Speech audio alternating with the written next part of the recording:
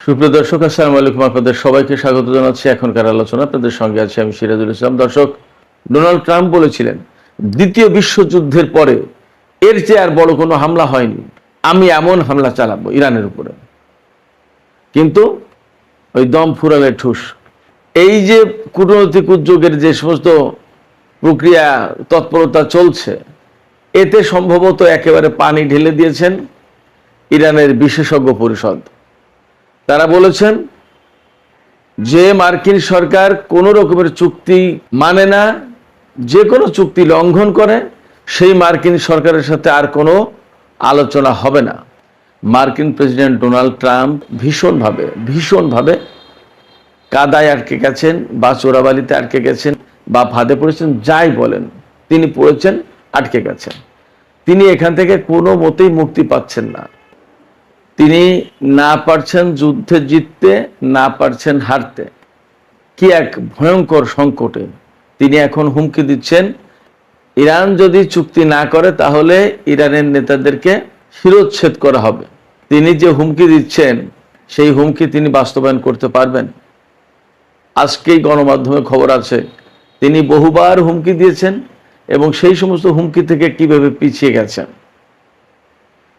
এপাশে ইরান এবং আমেরিকার মধ্যে যখন প্রচণ্ড রকমের অচল অবস্থা, তখন কিন্তু আঞ্চলিক যে সমস্ত দেশ যারা বিভিন্ন সময় কূটনৈতিক উদ্যোগ নিয়েছে তারা একেবারে থেমে নেই। গত রাতে পাকিস্তানের পররাষ্ট্রমন্ত্রী ইসহাক দার ইরানের পররাষ্ট্রমন্ত্রী সাইদ আব্বাস আরাকচিকে পাকিস্তান সফরের দাওয়াত দিয়েছেন। আর পাকিস্তানের জাতীয় সংসদের স্পিকার আয়াজ সাদিক ইরানের জাতীয় সংসদের স্পিকার মোহাম্মদ বাকের কলিবাবকে পাকিস্তান সফরের দাওয়াত দিয়েছেন। তার মানে ইরানের প্রধান দুই আলোচক, তাদের দুইজনকেই পাকিস্তানের পক্ষ থেকে দাওয়াত দেওয়া হয়েছে এবং বলা হয়েছে যত তাড়াতাড়ি সম্ভব আপনারা একটু আসেন। এই যে কূটনৈতিক উদ্যোগের যে সমস্ত প্রক্রিয়া তৎপরতা চলছে, এতে সম্ভবত একেবারে পানি ঢেলে দিয়েছেন ইরানের বিশেষজ্ঞ পরিষদ। তারা বলেছেন যে মার্কিন সরকার কোনো রকমের চুক্তি মানে না, যে কোনো চুক্তি লঙ্ঘন করে সেই মার্কিন সরকারের সাথে আর কোনো আলোচনা হবে না। বিশেষজ্ঞ পরিষদ হচ্ছে ইরানের সর্বোচ্চ পরিষদ, যারা বিভিন্ন বিষয়ে নীতি নির্ধারণ করে থাকেন। এটা খুবই গুরুত্বপূর্ণ একটা পরিষদ এবং তারা এও বলেছেন ইরানের সমস্ত কর্মকর্তাকে সর্বোচ্চ নেতা সাইদ মুস্তফা খামেনির দিক নির্দেশনা মতো কাজ করতে হবে, এর বাইরে যাওয়ার কোনো সুযোগ নেই। তিনি যা বলবেন, যেভাবে দিক নির্দেশনা দেবেন সেইভাবেই যেন সবাই কাজ করেন। তার মানে সম্ভবত আমেরিকার সাথে ইরান আর আলোচনায় বসছে না, যদি নীতিগত কোনো পরিবর্তন না আসে।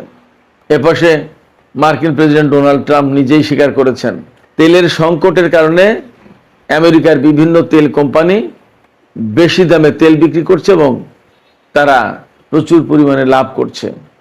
এজন্য তিনি বিভিন্ন কোম্পানির উপরে ভীষণভাবে ক্ষিপ্ত হয়েছেন। তিনি কোনো কোনো কোম্পানির প্রধানকে গালমন্দ করেছেন। এপাশে সবচেয়ে মজার খবর হচ্ছে, খবরটি ছড়িয়ে পড়েছে সামাজিক মাধ্যমে, মেইন স্ট্রিম গণমাধ্যমে আসেনি। আমি জানি না আসলে কি হচ্ছে, বাট খবরটি এইরকম যে বাহরাইনে মার্কিন যে সামরিক ঘাঁটি আছে তাতে নাকি বাহরাইনের জনগণ যারা এই যুদ্ধের বিপক্ষে, তারা সেই ঘাঁটিতে হামলা চালিয়েছে। এই খবরের সত্য মিথ্যা এখনো নিরপেক্ষভাবে যাচাই করা যায়নি, কিন্তু সামাজিক মাধ্যমে এই খবর ছড়িয়ে পড়েছে। বাট বাস্তবতা কি? বাস্তবতা কিন্তু এর চেয়ে আরো কয়েক ধাপ এগিয়ে সম্ভবত। এই বাস্তবতাটা কি, আমি আপনাদেরকে এটা নিয়ে বিস্তারিত আলোচনা করার চেষ্টা করব। দর্শক, আশা করি আজকের এই আলোচনা খুব গভীর তাৎপর্যপূর্ণ আলোচনা হবে এবং আপনারা শেষ পর্যন্ত সঙ্গে থাকবেন। নিশ্চয়ই আলোচনা ভালো লাগবে। আর যদি আলোচনা ভালো লাগে তাহলে লাইক, কমেন্ট, শেয়ার করবেন এবং চ্যানেলটি সাবস্ক্রাইব করে সাথেই থাকবেন। দর্শক, চলুন আমরা বিস্তারিত আলোচনা করি। প্রথমে যে কথা বলছিলাম, মার্কিন প্রেসিডেন্ট ডোনাল্ড ট্রাম্প ভীষণভাবে কাদায় আটকে গেছেন বা চোরাবালিতে আটকে গেছেন বা গেড়াকলে পড়েছেন বা ফাঁদে পড়েছেন, যাই বলেন, তিনি পড়েছেন, আটকে গেছেন। তিনি এখান থেকে কোনো মতেই মুক্তি পাচ্ছেন না। কেন মুক্তি পাচ্ছেন না? তিনি তো মার্কিন প্রেসিডেন্ট। তারা দাবি করে বা বিশ্বের বহু মানুষ এভাবেই মনে করে যে আমেরিকা তো বিশ্বের 1 নম্বর পরাশক্তি। সেই পরাশক্তির প্রেসিডেন্ট যখন ইরানের মতো একটা নিষেধাজ্ঞা কবলিত দেশের বিরুদ্ধে যুদ্ধ করতে এসেছে এবং দফায় দফায় মার খাচ্ছে, তাদের বহু সেনার কফিন আমেরিকায় পৌঁছেছে, পেন্টাগনের শিকার মতে প্রায় 700 আহত হয়েছে এবং মার্কিন ঘাঁটিগুলো যখন মধ্যপ্রাচ্যে প্রায় সব তছনছ হয়ে গেছে, সিআইএর ঘাঁটিগুলো, গোপন ঘাঁটি যেগুলো কেউ জানে না, এটা দূতাবাস নাকি এটা সিআইএর ঘাঁটি এটা কেউ জানে না, এইরকম জায়গায় একদম চিহ্নিত করে করে ইরান যখন হামলা চালাচ্ছে, তখন মার্কিন প্রেসিডেন্ট ডোনাল্ড ট্রাম্প মহা ফাফরে পড়ে গেছেন, মহা ফাঁদে পড়ে গেছেন। তার এখান থেকে বেরিয়ে আসার কোনো পথ পাচ্ছে না। তিনি একবার বলছেন ইরানের উপরে ভয়াবহ হামলা হবে, এই তো গত 3 দিন আগে যে হামলার হুমকিটা উনি দিয়েছিলেন, সেটা কি বলেছিলেন জানেন? ডোনাল্ড ট্রাম্প বলেছিলেন, দ্বিতীয় বিশ্বযুদ্ধের পরে এর চেয়ে আর বড় কোনো হামলা হয়নি, আমি এমন হামলা চালাবো ইরানের উপরে। কিন্তু ওই দম ফুরালে ঠুস, এরকম একটা অবস্থা হয়ে গেছে। তিনি নিজেই হুমকি দিচ্ছেন, নিজেই চুক্তির কল্পনা করছেন, নিজেই বলছেন আলোচনা চলছে এবং নিজেই আবার ইরানকে গালিগালাজ করছে যে এরা বিশ্বাসঘাতক, এরা দ্বিমুখী, এরা কথা রাখে না, এরা একবার এক কথা বলে আর একবার আর এক কথা বলে, নানান রকমের কথা। অথচ ইরান কিন্তু বলে যাচ্ছে আমেরিকার সাথে আমাদের কোনো আলোচনা চলছে না। মার্কিন সাংবাদিকরা তাকে জিজ্ঞেস করেছেন ডোনাল্ড ট্রাম্পকে যে আপনি যে আলোচনার কথা বলছেন, কই? ইরান তো বলছেন যে না। তখন ডোনাল্ড ট্রাম্প বলছেন, না, এটা একটা খুব কল্পনার বাইরের জিনিস, এটা তোমরা বুঝবা না, এটা আলোচনা হচ্ছে ভিতরে ভিতরে।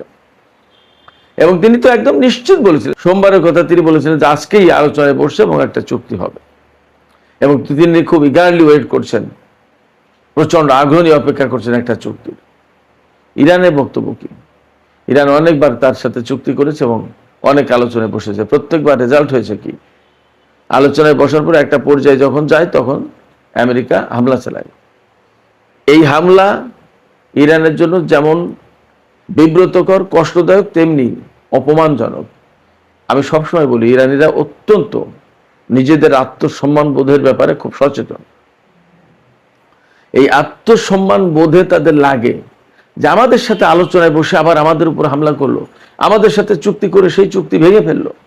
এরপরেও নিজেদের দেশের মানুষ, আঞ্চলিক দেশগুলো এবং বিশ্ববাসীকে বিভিন্ন সময় বোঝানোর প্রয়োজন ছিল যে আমরা যুদ্ধ করতে চাই না, আমরা চুক্তি করতে চাই, আমরা শান্তি চাই। এই জন্য বিভিন্ন সময় আমেরিকার সাথে আলোচনায় বসেছে, চুক্তি করেছে এবং এখন ইরানকে কেউ দোষারোপ করতে পারবে না যে ইরান আলোচনায় বসতে চায়নি, চুক্তি করতে চায়নি, ইরানের কারণে এই যুদ্ধটা হলো। এই কথা কেউ বলতে পারবে না, ইরানের বিরুদ্ধে কেউ ইরানকে দোষী করতে পারবে না। তো সমস্ত গুটি যখন ডোনাল্ড ট্রাম্পের শেষ, তিনি তো অতি চালাক মানুষ, নিজেকে এইভাবেই ভাবেন, সেই জন্য এক এক সময় এক এক কাজ করেছেন।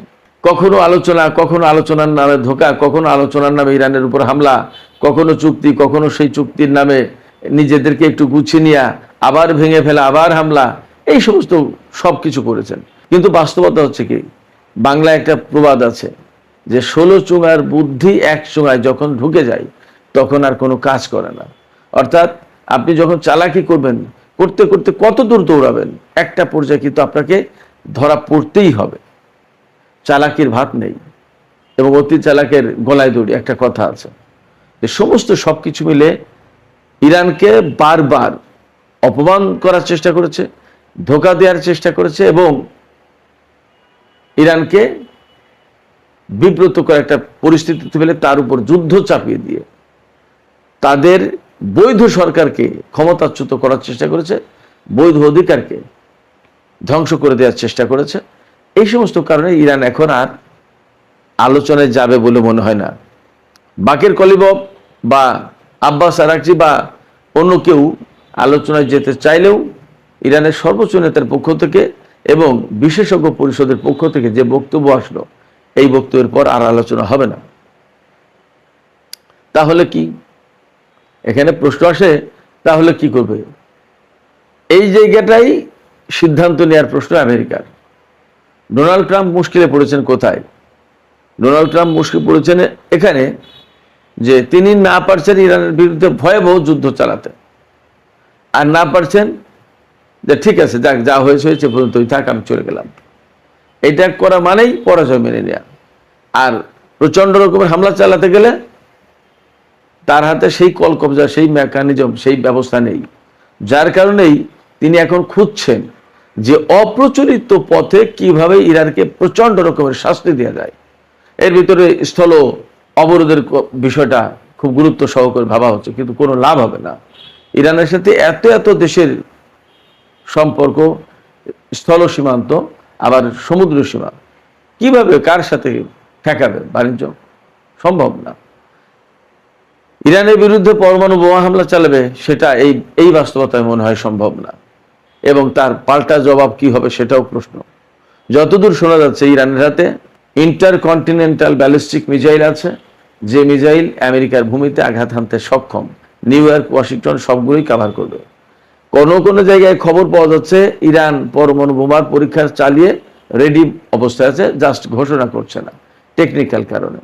আবার কোনো কোনো জায়গায় খবর পাওয়া যাচ্ছে তার হাতে থার্মোনিউক্লিয়ার বোমা আছে। ইরানিদের মুখ থেকেই আমি ব্যক্তিগতভাবে শুনেছি তাদের হাতে এমন ক্ষেপণাস্ত্র আছে যে ক্ষেপণাস্ত্র মারলে 1-2 মিনিটের ভিতরে পুরো একটা শহরের টোটাল ইলেকট্রনিক ডিভাইস নষ্ট হয়ে যাবে। এবং ইরান তো তার সক্ষমতা দেখিয়েছে। কোথায় দেখিয়েছে? আমার আপনার জোর করার কোনো ব্যাপার নেই। দেখিয়েছে কোথায়? এই মধ্যপ্রাচ্যেই। ইরাকের অনেক জায়গা থেকে মার্কিন সেনাদেরকে সরিয়ে নিতে হয়েছে, মার্কিন সিআইএর ঘাঁটি সরিয়ে নিতে হয়েছে। আপনারা কল্পনা করেন, সেন্টকমের হেডকোয়ার্টার ছিল কাতারে, সেই কাতার থেকে হেডকোয়ার্টার সরিয়ে জর্দানে নিতে হয়েছে। কুয়েত থেকে, বাহরাইন থেকে, সংযুক্ত আরব আমিরাত থেকে কতদূর আমি জানি না, কাতার থেকে, এইসব জায়গা থেকে সেনা সরিয়ে নিতে হয়েছে। কোথায় নিয়েছিল? প্রথমে নিয়েছিল জর্দানে। জর্দানে এমন প্রচন্ড মার দিয়েছে ইরান, সেখান থেকে এখন নিয়েছে ইসরায়েলে। কিছু সেনা, বেশ কিছু সেনা এখনো সংযুক্ত আরব আমিরাতে আছে। কিন্তু মধ্যপ্রাচ্যের অনেকগুলো দেশ যখন খালি হয়ে যাচ্ছে, তখন সংযুক্ত আরব আমিরাত হবে প্রধান টার্গেট। কতক্ষণ ডাকবে এখানে? অতগুলো দেশ যদি ছাড়তে বাধ্য হয়, সংযুক্ত আরব আমিরাত ছাড়তে বাধ্য হবে না? সংযুক্ত আরব আমিরাত তো খুব কাছেই। ইরানের টার্গেট কিন্তু কমে আসবে তখন। অনেকগুলো টার্গেট ছিল, অনেকগুলো দেশ ছিল। আস্তে আস্তে সেই সমস্ত দেশ থেকে যখন মার্কিন সেনারা সরে যাচ্ছে, চলে যাচ্ছে, তখন তার ইরানের টার্গেট কমে আসছে সংখ্যা। এরপরে জর্দানে তো প্রচুর আঘাত করেছে এবং জর্দান থেকে চলে যেতে বাধ্য হবে, এবং ম্যাক্সিমাম সেনা এবং বিমান এখন ইসরায়েলে। ইরান এই জায়গায় আর একটা কৌশলের আশ্রয় নিয়েছে। সে কিন্তু গত 1-2 সপ্তাহে যে যুদ্ধটা হলো, এই যুদ্ধে কিন্তু একদিনও ইসরায়েলে হামলা চালায়নি। কেন জানেন? সেটা এই কারণে, আমেরিকাকে বুঝতে দিয়েছে যে ইসরায়েল আপাতত তার জন্য নিরাপদ। ইসরায়েলের উপরে ইরান হামলা চালাচ্ছে না। তার মানে মধ্যপ্রাচ্যে একমাত্র ইসরায়েল হচ্ছে আমেরিকার জন্য নিরাপদ। ইরান এই মেসেজ দিতে চেয়েছে ইসরায়েলে হামলা না চালিয়ে। তার মানে হচ্ছে কি? তার মানে মধ্যপ্রাচ্যে যত জায়গায় সেনার সামন্ত আছে সব কুড়িয়ে কাড়িয়ে ইসরায়েলে নিয়ে যাও। ব্যাপারটা যদি এই হয়, তো এরপরেই ইসরায়েলকে টার্গেট করবে। এবং ইরানের হাতে ইসরায়েলকে টার্গেট করার মতো ক্ষেপণাস্ত্র নেই তা তো না। যাবে কোথায়? ইউরোপের দেশগুলোকে একদম পরিষ্কার করে বার্তা দিয়েছে ইরান যে যদি কোনো দেশ আমেরিকাকে আশ্রয় দেয়, আমেরিকাকে হামলায় সহযোগিতা করে, তাহলে প্রত্যেকটা দেশে হামলা চালানো হবে। এবং এই জায়গা থেকে যেহেতু ইরানের পাশে রাশিয়া এবং চীনের সমর্থন আছে, এবং ইউরোপের দেশগুলোকে এই মুহূর্তে ইউক্রেনকে নিয়ে কিছুটা ব্যস্ত থাকতে হচ্ছে, সেক্ষেত্রে যদি তারা ইরানের সাথে যুদ্ধে জড়িয়ে পড়ে, তাহলে তৃতীয় বিশ্বযুদ্ধ অনিবার্য হয়ে উঠতে পারে। এই তৃতীয় বিশ্বযুদ্ধের ঝুঁকি তারা নেবে কিনা সেটা একটা ভাববার বিষয়। এই কারণে ইউরোপের দেশগুলো আমেরিকার সাথে সরাসরি যুদ্ধে জড়াতে চাইছে না, যুক্ত হচ্ছে না। তাহলে বেসিক্যালি যা হবে, মধ্যপ্রাচ্য থেকে মার্কিন সেনাদের বেরিয়ে যাওয়ার পথ হচ্ছে ইসরায়েল হয়ে ভূমধ্যসাগর দিয়ে আটলান্টিক পাড়ি দেয়া। আমি অনেক আগে থেকে বলে আসছি যে মধ্যপ্রাচ্যের এই যে আরব দেশগুলো, এই আরব দেশগুলো থেকে সমস্ত সেনা ক্লোজ করে আস্তে আস্তে আস্তে আস্তে ওই ইসরায়েলের দিকে নিয়ে যাচ্ছে। ওখানে এমন ব্যাপক হামলা চালাবে ইরান এক সময়, ওখান থেকে তখন জাহাজে করে পাড়ি দিতে বাধ্য হবে বা বিমানে করে চলে যেতে বাধ্য হবে। ইসরায়েলের সাথেই তো ভূমধ্যসাগর, তাদের পথ নেই। আমি এটা কোনো আবেগ নির্ভর কথা বলছি না, বাস্তবতা। 2-3 দিন আগে আমি একটা খবর দিয়েছিলাম, আপনাদের নিশ্চয় মনে থাকার কথা, যে ইউরোপের যে মার্কিন কমান্ড, অর্থাৎ বিশ্বের বিভিন্ন জায়গায় সেন্ট্রাল কমান্ড, সেন্টকম, তারপরে প্যাসিফিক কমান্ড আছে, বিভিন্ন কমান্ড আছে, কিন্তু তাদের এক একটা কমান্ডের আওতায় এক একটা অঞ্চল। তাই ইউরোপীয় কমান্ড যেটা, সেই কমান্ডের কমান্ডার জেনারেল অ্যালেক্সাস, তিনি বলেছেন যে ইসরায়েলকে প্রোটেকশন দেওয়ার মতো ক্ষমতা এখন ইউরোপীয় কমান্ডার নেই। হয় আমেরিকাকে প্রোটেকশন দিতে হবে, না হয় ইসরায়েলকে, যে কোনো একটাকে, দুটোকে একসাথে পারবে না তারা। তাদের হাতে সেই রকমের সরঞ্জাম, যুদ্ধাস্ত্র, জাহাজ, ডেস্ট্রয়ার নেই। তার মানে কি, আমেরিকা কি অনেক বেশি জাহাজ এই পাশে দিয়ে এসেছে, নাকি আমেরিকার অনেক জাহাজ ক্ষতিগ্রস্ত হয়েছে? ব্যাপারটা কি? হঠাৎ করে ডেস্ট্রয়ারের সংকট পড়লো কেন ইউরোপীয় কমান্ডে? সেটা কিন্তু একটা প্রশ্ন। এই যে ইউরোপীয় কমান্ডের পক্ষ থেকে যে বক্তব্য যে একসাথে ইসরায়েল এবং আমেরিকাকে প্রোটেকশন দেওয়ার মতো ক্ষমতা তাদের এই মুহূর্তে নেই, যে কোনো একটাকে দিতে পারবে, it's a very big message. এটা অনেক বড় বার্তা। আমেরিকার সক্ষমতা কোথায় যাচ্ছে খেয়াল করুন।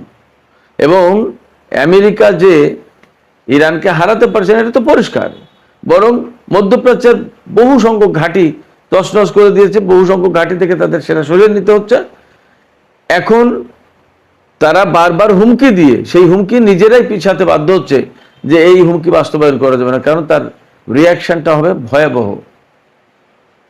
আগে যেখানে অনেকগুলো দেশে মার্কিন সেনা ছড়িয়ে ছিটিয়ে ছিল, এখন মূলত মার্কিন সেনার অবস্থান ইসরায়েলে।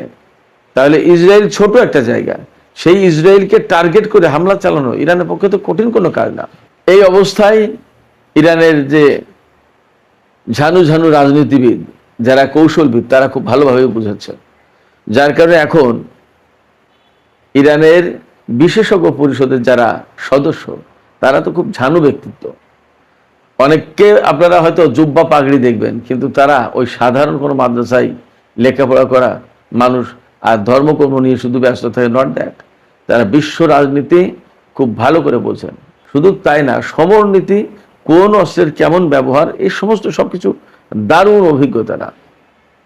এগুলো নিয়ে তাদের ট্রেনিং নিতে হয়, প্রশিক্ষণ নিতে হয়। দেশ চালাতে গেলে আন্দাজে করলে তো হবে না, অনেক কিছু খবর রাখতে হয়। তো এই বিশেষজ্ঞ পরিষদে শুধু আলেম না, রাজনীতিবিদ, সেনা কমান্ডার সাবেক, তারপরে কূটনীতিবিদ, বিজ্ঞানী, অর্থাৎ প্রত্যেকটা সেকশনের বিশেষজ্ঞ পর্যায়ের লোকজন নিয়ে এই বিশেষজ্ঞ পরিষদ। এই বিশেষজ্ঞ পরিষদ পরিষ্কার করে বলে দিয়েছেন যে আমেরিকার সাথে আর কোনো আলোচনা নেই। সর্বোচ্চ নেতা যেভাবে দিক নির্দেশনা দেন সেইভাবে চলেন। সর্বোচ্চ নেতার পক্ষ থেকে এই আপাতত দিক নির্দেশনা সম্ভবত এটাই, যে আমেরিকা যেহেতু চুক্তি রাখে না, লঙ্ঘন করে, তারা যুদ্ধবিরতির কথা বলে তারা নিজেরাই যুদ্ধ শুরু করে, অতএব তাদের সাথে আর চুক্তি করে আলোচনা করে লাভ নেই, বরং প্রতিরোধ করো যাতে তারা মধ্যপ্রাচ্য থেকে চলে যেতে বাধ্য হয়। এবং মধ্যপ্রাচ্য থেকে যদি আমেরিকা চলে যেতে বাধ্য হয়, তাহলে ইরানের চূড়ান্তভাবে চাওয়া পাওয়াটাই তো পূরণ হলো। ইরান বহু বছর থেকে বলে আসছে যে মধ্যপ্রাচ্যে আমেরিকার উপস্থিতির কারণেই যত জটিলতা তৈরি হয়েছে, নিরাপত্তাহীনতা তৈরি হয়েছে, এবং যত গোলমাল, গোলযোগ, সংকট, সমস্ত সবকিছু মার্কিন উপস্থিতির কারণে। তাই আমেরিকার সেনারা যদি চলে যায়, তাহলে কিন্তু ইরান যে কথা বলে আসছিল, যে প্রত্যাশা করে আসছিল, সেই প্রত্যাশাই পূরণ হয়, অর্থাৎ মার্কিন মুক্ত মধ্যপ্রাচ্য। ব্যাপারটা যদি তাই হয়, তাহলে হয়তো ইরান এখন পুরোপুরি প্রতিরোধের পথ বেছে নেবে। হয়তো আমেরিকা যেমন চালাকি করেছে, ইরানের সাথে বারবার আলোচনার নামে, যুদ্ধবিরতির নামে বিভিন্ন সময় ক্ষেপণ করেছে, এবং তারা নিজেরা গুছিয়ে নিয়েছে, আবার যুদ্ধবিরতি বা আলোচনা ভেঙে দিয়ে যুদ্ধ করেছে। ইরানও হয়তো এখন সৌদি আরব, কাতার, সংযুক্ত আরব আমিরাত, তুরস্ক, পাকিস্তান এদেরকে লাগিয়ে রেখেছে। এক এক সময় এক এক রকমের কথা বলছে। আচ্ছা ঠিক আছে, দেখি এ ব্যাপারে কিভাবে কি করা যায়, আমরা একটু বোঝাপড়া করে নিই, আমরা একটু পরামর্শ করি। এ পাশে ডোনাল্ড ট্রাম্পকে হয়তো পাকিস্তান বলল যে হ্যাঁ, ইরান বোঝাপড়া করে নিয়ে আমাদের সাথে কথা বলবে বলেছে। হয়তো ডোনাল্ড ট্রাম্প আশা করছে যে একটা ভালো কিছু হতে যাচ্ছে। এবং এই যে তেলের সংকট, আমেরিকায় প্রচন্ড রকমের তেলের সংকট পড়েছে, এবং আরো বেশ কিছুদিন আগে কিন্তু বলেছিলেন যে এই মুহূর্তে যুদ্ধ বন্ধ না করলে আমেরিকা তেলের ভয়াবহ সংকটে পড়তো, তার হাতে 1 মাসের তেল আছে। তাহলে আবার যুদ্ধ করেছে, আবার তো যুদ্ধ, এখন তেল বন্ধ, হরমুজ প্রণালী এবং লোহিত সাগর দুটোই, সংকটটা আরো বেড়েছে। এবং ডোনাল্ড ট্রাম্প নিজেই বলছেন যে মার্কিন কোম্পানিগুলো এখন সুযোগ নিয়ে বেশি বেশি লাভ করছে। এই পরিস্থিতিতে ইরান হয়তো এই বুদ্ধিমত্তা খাটাতে পারে যে ডোনাল্ড ট্রাম্পকে আলোচনার কথা বলে তাকে তন্দ্রাচ্ছন্ন করে রাখতে হবে, মোহাচ্ছন্ন, ইলিউশনের ভিতরে রাখতে হবে। শুধু তার মাথায় থাকুক যে আলোচনা একটা হচ্ছে, বাট এর ভিতর দিয়ে সময় ক্ষেপণ হবে, হরমুজ প্রণালী আটকে থাকবে, লোহিত সাগর আটকে থাকবে, বাব আল মান্দেব প্রণালী আটকে থাকবে, ভয়াবহ রকমের তেলের সংকট হবে। তখন তারা সারেন্ডার করতে বাধ্য হবে। যুদ্ধ কোথায় করবে? যুদ্ধ করে কি হরমুজ প্রণালী, বাব আল মান্দেব প্রণালী খোলা যাবে? যাবে না। যুদ্ধ করে ইরানের বিরুদ্ধে আমেরিকা আর জিততে পারবে? সেই পরিস্থিতি নেই। তাহলে অনেক আগেই পারত। তাহলে কি হবে? তাহলে অনিবার্যভাবে ডোনাল্ড ট্রাম্পের ভাগ্যে পরাজয় লিখিত হয়ে যাবে।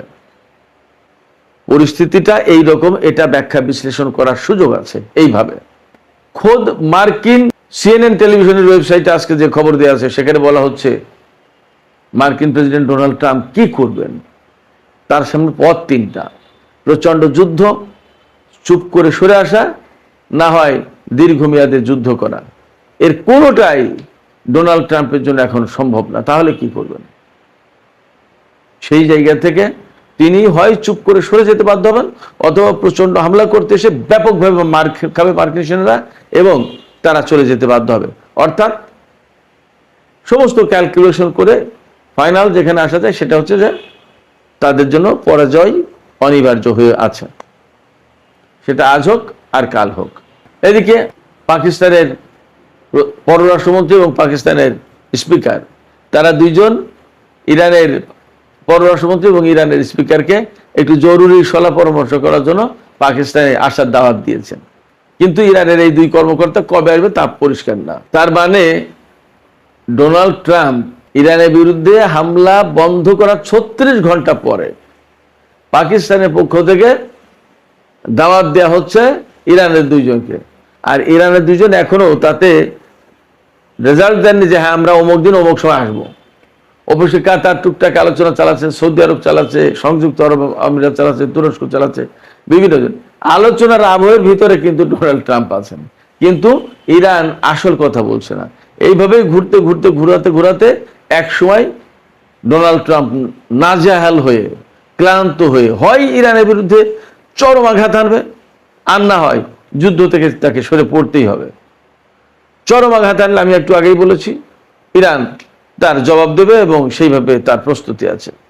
আর আস্তে করে সরে পড়লে সেটা তো ভিন্ন কথা। তো সুপ্রিয় দর্শক, এখনকার আলোচনা এখানে শেষ করতে চাইছি। আলোচনা শেষের আগে আমি আপনাদের কাছে জানতে চাই আপনাদের মতামত। আসলে ডোনাল্ড ট্রাম্প, তার সামনে পথ 3টা: দীর্ঘমেয়াদী যুদ্ধ, যুদ্ধ একদম বাদ দিয়ে চলে যাওয়া,